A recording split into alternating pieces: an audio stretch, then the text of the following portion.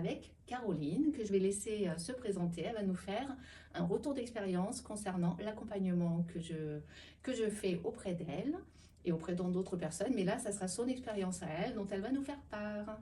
Donc, je te laisse te présenter et nous partager ton expérience. D'accord. Donc, moi, c'est Caroline, effectivement. Je suis dans la vie médium, cartomancienne. Donc, c'est quoi? Je tire les cartes, en fait, et énergéticienne. Donc, je fais les deux.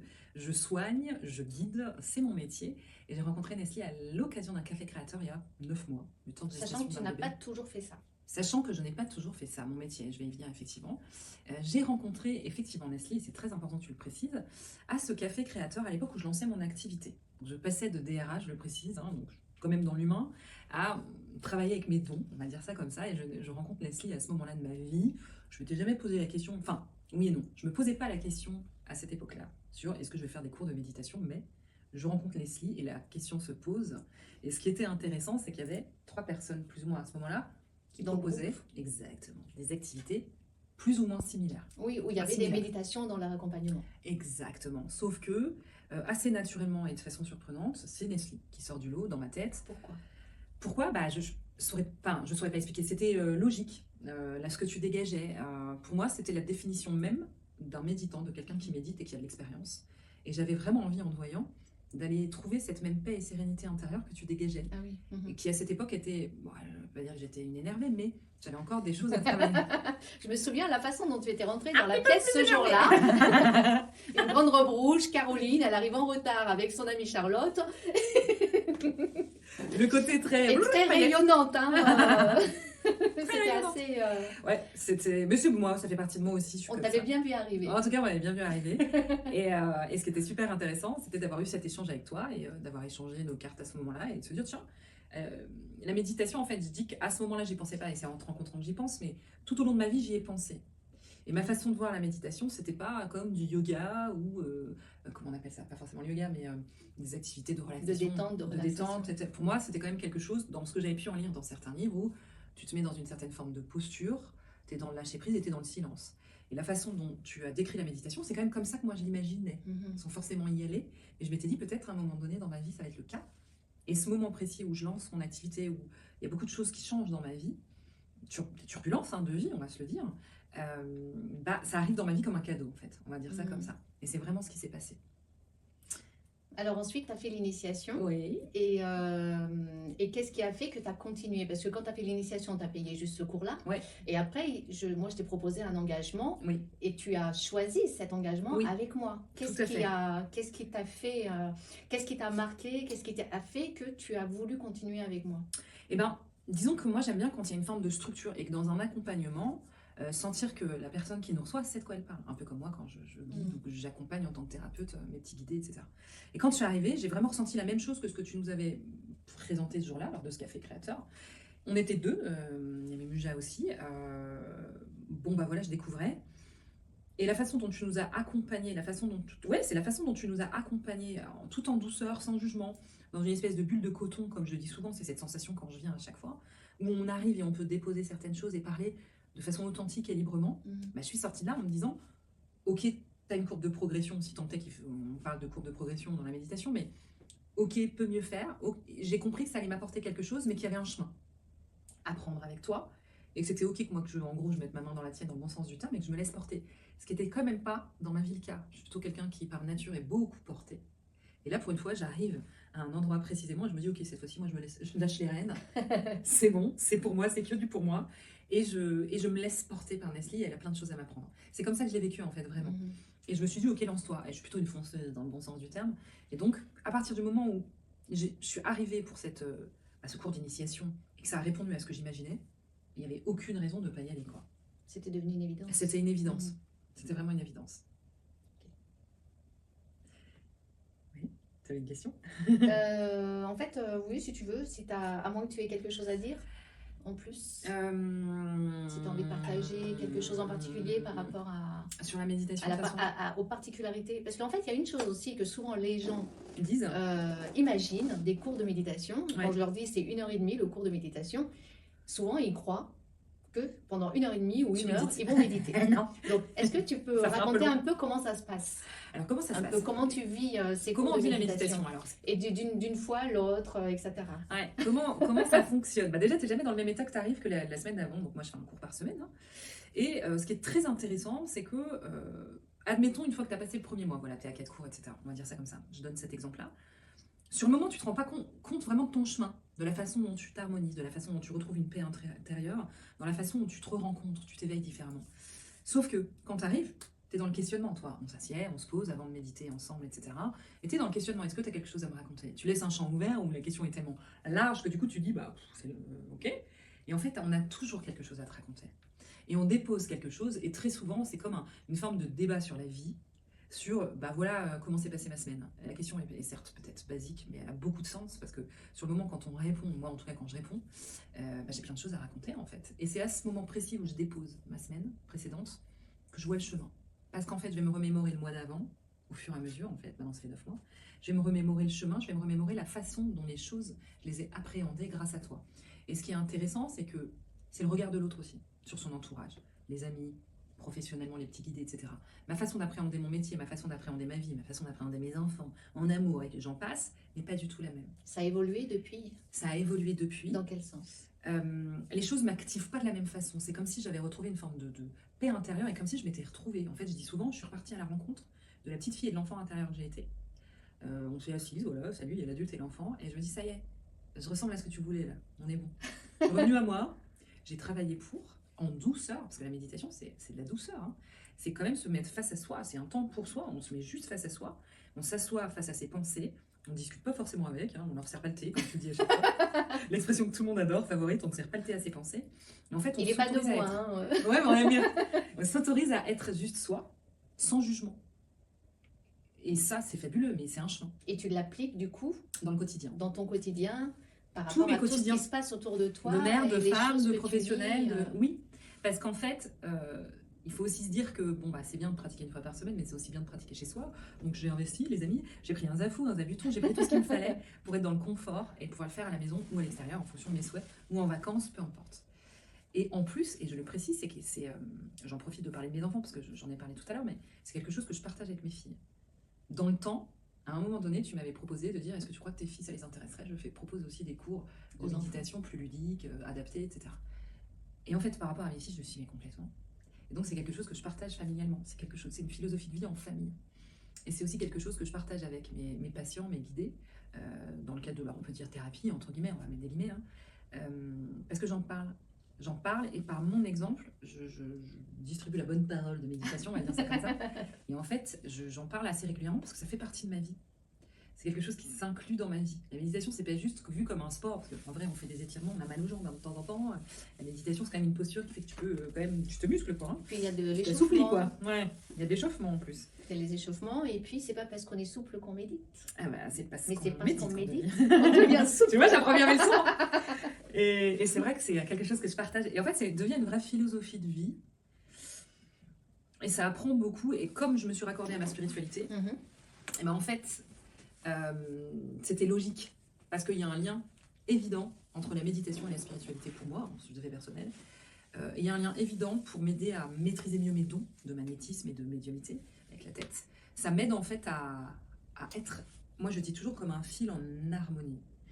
L'alignement. En alignement dans ma vie, en alignement avec qui je suis, en alignement avec moi-même, en alignement avec les autres. C'est vraiment comme ça que je vis la méditation. Alors, c'est pas le fait de venir une fois par semaine, non.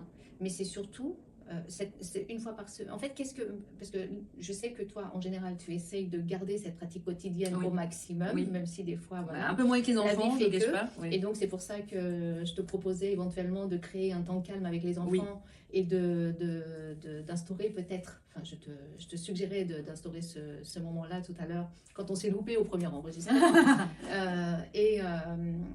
Et en fait, en quoi ces cours, une fois par semaine, alors que tu fais quotidiennement chez toi, te servent? Parce que j'ai besoin de voir le chemin. Et que je pense qu'on peut tous méditer toute la semaine, toute sa vie. Mais on a toujours besoin d'une forme de mentorat, en fait. On a toujours besoin d'être accompagné. Moi, j'ai besoin d'un cadre.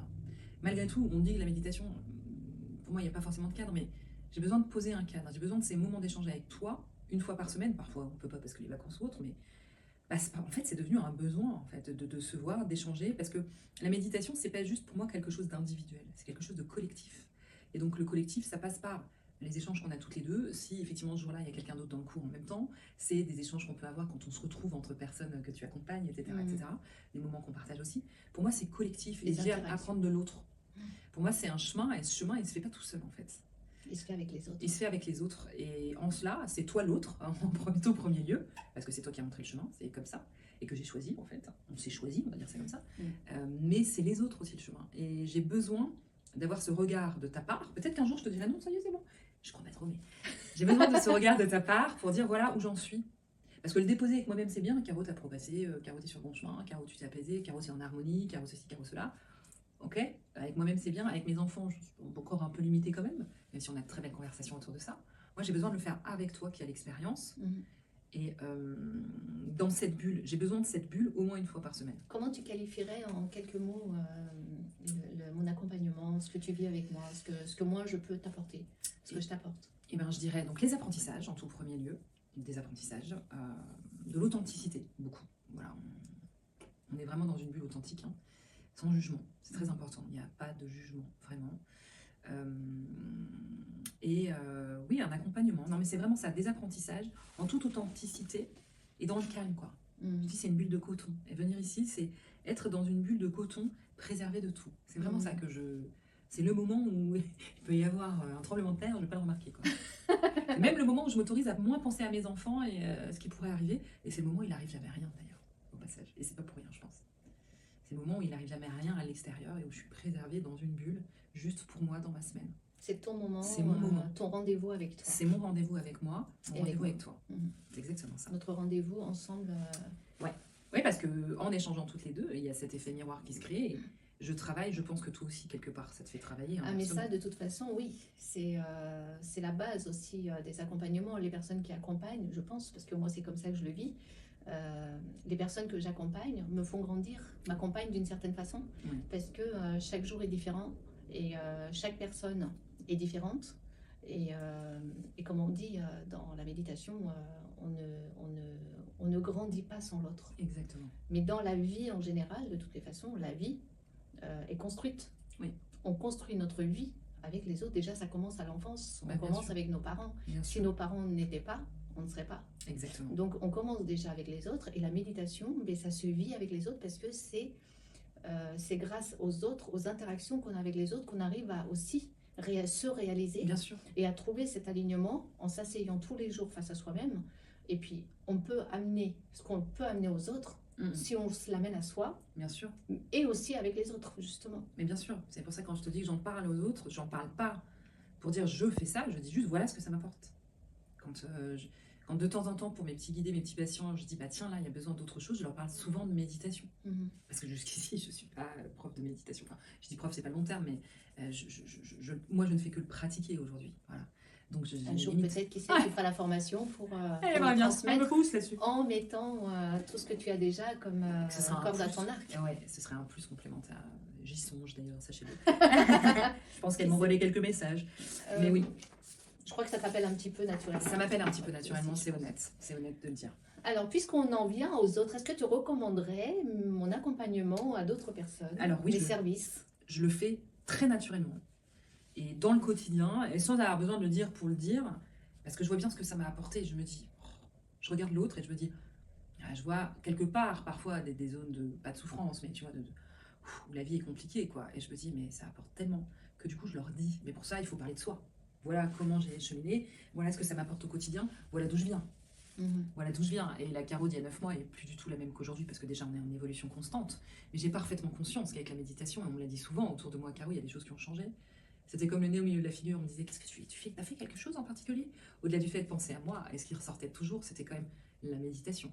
Et le reste, bien sûr, mais la méditation en chapeau du dessus, on va dire. Et pour moi, c'est énorme, c'est vraiment un plaisir immense que de constater l'évolution que mes élèves, et donc toi aussi, vous Oui. cheminez, le Oui. chemin que vous Oui. parcourez, moi Mm. je le vois, puisque je vous vois en général une fois par semaine, et je vois ce chemin que vous parcourez, les pas de géant que vous faites à certains moments. Il y a des moments où vous avez l'impression de stagner, de ne pas forcément avancer, mais en fait c'est là où vous vous apprêtez à faire ce grand pas qui va suivre, parce que vous prenez des forces justement, mais on a l'impression de stagner à un certain moment. Et puis il y a des fois on fait des pas de géant et on s'en rend même pas compte. Et moi je le vois, Ouais. je vois ces pas de géant que vous Ouais. faites souvent, et ça m'emplit de joie, de bonheur, parce que je me dis c'est bon, ça avance, ça avance.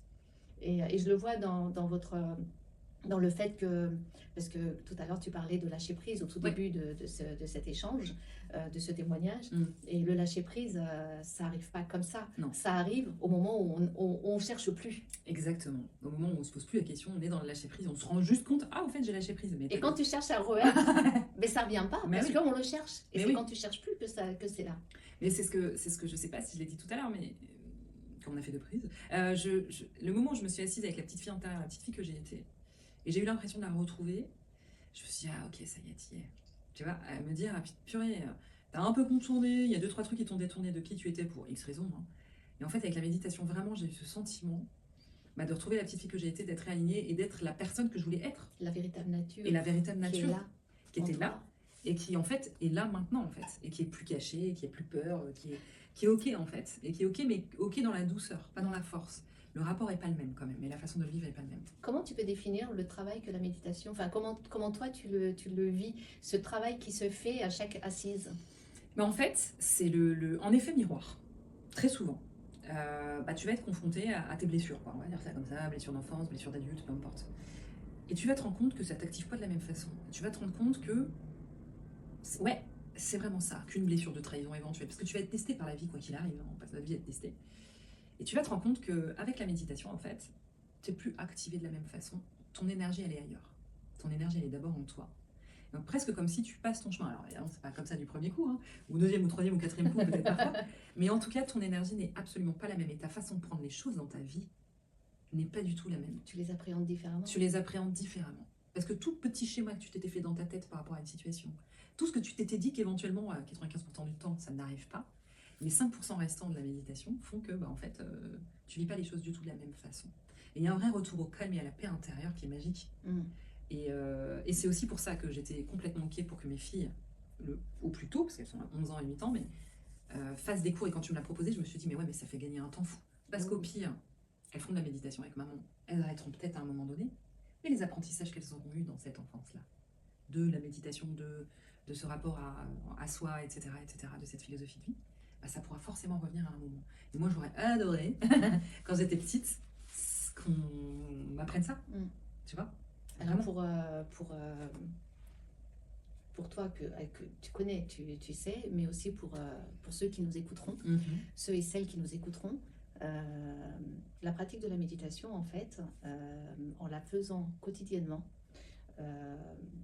même si au départ c'est pas quotidien, mais avec un cours par semaine déjà, et puis ensuite petit à petit s'instaurer un rituel,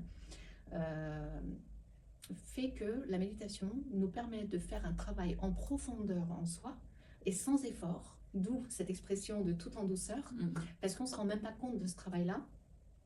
Et mon accompagnement permet juste de cheminer plus sereinement et surtout plus en sécurité aussi, mais avec beaucoup plus d'assurance et de sécurité et de sérénité pour arriver à faire ce travail en profondeur et cheminer vers cette liberté intérieure. En fait, c'est pas une liberté, c'est la liberté intérieure en toute responsabilité et d'avancer vraiment dans sa vie en étant soulagé, allégé de tout ce qui peut nous peser, toutes ces questions qui nous polluent et ces appréhensions qu'on pourrait avoir ou des regrets qu'on pourrait avoir. Et ça nous permet vraiment de cheminer beaucoup plus sereinement dans sa vie. C'est vrai. Et appréhender la vie avec beaucoup plus de légèreté. C'est tout à fait ça. Et c'est surtout que parfois tu nous questionnes sur des choses très simples en fait avant de méditer, parce que c'est pas 1h30 de méditation, hein, c'est un cours qui englobe des échanges, puis de méditation, progression, etc. Et il y a l'après avoir médité aussi où tu nous questionnes. Et tu nous questionnes très simplement. Parfois ce sont des questions basiquement simples et les réponses sont d'une simplicité déconcertante qui permettent de relâcher, parce que tu dis, bon oui, en fait, c'est aussi simple que ça, et la réponse, c'est juste ça. Et en fait, on s'allège. À chaque fois qu'on vient à un cours, on s'allège.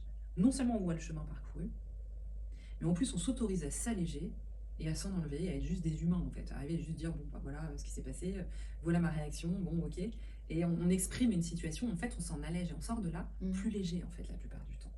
Ça va, je pense aussi avec le fait de... Je fais toujours ce geste-là, mais le fait de s'harmoniser. Hein, je pense que ça va avec. Quand tu fais ça, j'ai l'impression que Un c'est ce petit que fil. je fais moi en général Un aussi, petit fil. l'alignement. Bah, c'est l'alignement, en Oui, fait. l'alignement. Je vois vraiment la posture quand je fais ça. Je vois la posture méditative et l'alignement, en fait. C'est ça qu'on ressent quand on vient me voir, en fait. Et qui fait que c'est intéressant. Merci beaucoup, Caroline. As-tu des choses à ajouter? Ouais, j'en ai toujours. On est plus plates toutes les deux. On n'a pas fini. Non, je voulais te remercier pour ça, pour ce chemin, parce que je dis que c'est un chemin qui mène à la méditation, et la méditation est un chemin. Te remercier de nous y accompagner, toujours en bienveillance et en empathie. Tu es toujours la même. Chaque fois qu'on vient, ça déborde jamais, dans le bon sens du terme en fait. Tu es toujours dans ton alignement. Donc tu es parfaitement à ta place dans le bon sens du terme. Et du coup, ouais, ça montre le chemin et je te remercie pour ça. Merci à toi aussi, Caroline. Avec plaisir. De m'avoir choisi et d'avoir fait surtout ce témoignage du chemin que tu parcours, en ma compagnie certes, mais surtout avec la méditation, ton zafou, ton véhicule de méditation qui te suit quasiment partout maintenant. Bah oui. Et donc, merci à vous aussi de nous avoir écoutés jusqu'au bout. Et si vous aussi, vous voulez trouver une coach de méditation, une ou un coach de méditation, vous pouvez aller sur l'annuaire des coachs, sur l'académie, sur le site de l'Académie Tangram, où vous trouverez l'annuaire des coachs. Donc moi, je suis sur Ésine, donc c'est Bordeaux et ses environs. Et vous pouvez, si vous n'êtes pas de cette région-là, vous pouvez toujours trouver une coach plus proche de chez vous et qui a fait la même formation que moi et qui sont aussi coachs et qui enseignent la méditation également. Je vous souhaite une excellente journée. À bientôt. Au revoir.